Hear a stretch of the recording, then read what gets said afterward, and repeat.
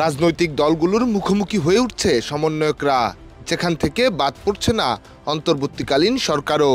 আর এই সব মিলিয়ে শীতল চাপে রয়েছেন ডক্টর মোহাম্মদ ইউনূস, যে চাপে সময় বাড়ার সঙ্গে সঙ্গে শক্তির পরিমাণও যেন কমছে।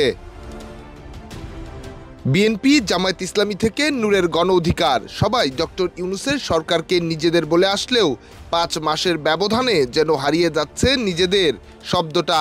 আর সেখানে যুক্ত হচ্ছে নানা সমালোচনা, আর সঙ্গে রয়েছে আওয়ামী লীগ ফিরে আসার ভয়, আর সেই সঙ্গে বোনাস হিসেবে রয়েছে জাতীয় সংসদ নির্বাচনের চাপ। এই সব মিলিয়ে যেন একটু বেকায়দায় রয়েছেন প্রধান উপদেষ্টা ডক্টর মোহাম্মদ ইউনূস।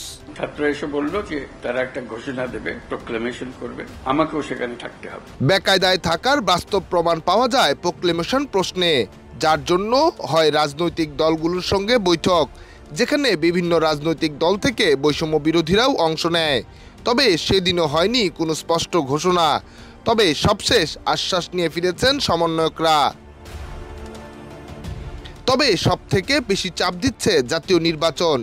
এই নিয়ে যখন তুঙ্গে আলোচনা, তখন দেশের ভেতর যেন কারণে অকারণে উত্তপ্ত হচ্ছে, যার সর্বশেষ উদাহরণ হতে পারে পাহাড়ি শিক্ষার্থীদের উপর হামলা, এবং হামলার প্রতিবাদ করতে গেলে পুলিশ মারবকি হয় বাম সংগঠনগুলোর দিকে, জানিয়ে সামাজিক যোগাযোগ মাধ্যমে চলছে তুলকালাম কাণ্ড, যেখানে জুলাই আগস্টে শিক্ষার্থীদের উপর ছাত্রলীগের করা হামলার ছবির সঙ্গে তুলনা করা হচ্ছে পাহাড়ি শিক্ষার্থীদের উপর হামলার ছবি।